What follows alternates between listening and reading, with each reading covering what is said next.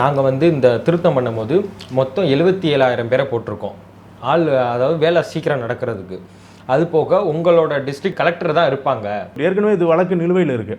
நிலுவையில் இருக்கும்போது இதை வந்து இவங்க நடைமுறைப்படுத்தக்கூடாது. ஆனால் என்ன செய்கிறாங்க, தேர்தல் ஆணையம் இதை வந்து நடைமுறைப்படுத்துகிறாங்க. கேட்டால் அதற்கு ஒரு காரணங்களை சொல்கிறான். எத்தனையோ வழக்கு கோர்ட்டில் இருக்குது, அதெல்லாம் வந்து நடைமுறைப்படுத்தலையான்னு. இதை வந்து தீவிரமாக திமுக அல்லது மாண்புமிகு முதல்வர் அவர்கள், திராவிட முன்னேற்றக் கழக அரசு இதை முன்னெடுத்து உடனடியாக இதை வந்து தடுத்து நிறுத்த வேண்டும். இதற்கான கால அவகாசம் வேண்டும் என்ற கோரிக்கையை திமுக தான் வைக்கணும். சார், இன்னொன்று என்னன்னா, இந்த மாதிரி திருத்தம் கொண்டு வரணும்னா அது வந்து எலெக்ஷனுக்கு 1 வருஷத்துக்கு முன்னாடி தான் நடத்தணும். இது வந்து சட்டம் சொல்லுது. இதை வந்து இப்போ வந்து எலெக்ஷன் கமிஷன் இப்போ நடத்துதுன்னா பிஜேபியோட தொடர்பு இருக்கும், ஏதாவது சதி இருக்கும்னு நீங்கள் நம்புறீங்களா? அதுதான் உங்களுக்கு வெளிப்படையாக தெரியுதுல்ல. ஒரு திருத்தத்தை கொண்டு வரணும்னா அதுக்கு ஒரு ஆண்டுக்கு முன்னாடியே வந்து நீங்கள் அதை வந்து நடைமுறைப்படுத்தணும். ஆனால் நீங்கள் வந்து குறுகிய காலத்தில் வந்து இதை நீங்கள் செய்கிறீங்க. அதுக்கு தான் விடுதலை சிறுத்தைகளுடைய தலைவர், எந்த தலைவரும் சிந்திக்காததை அவர் உடனடியாக சொல்கிறார். இதற்கு வந்து ஏதோ சதி திட்டம் இருக்குது, என்ஆர்சியை நடைமுறைப்படுத்த பார்க்குறாங்க,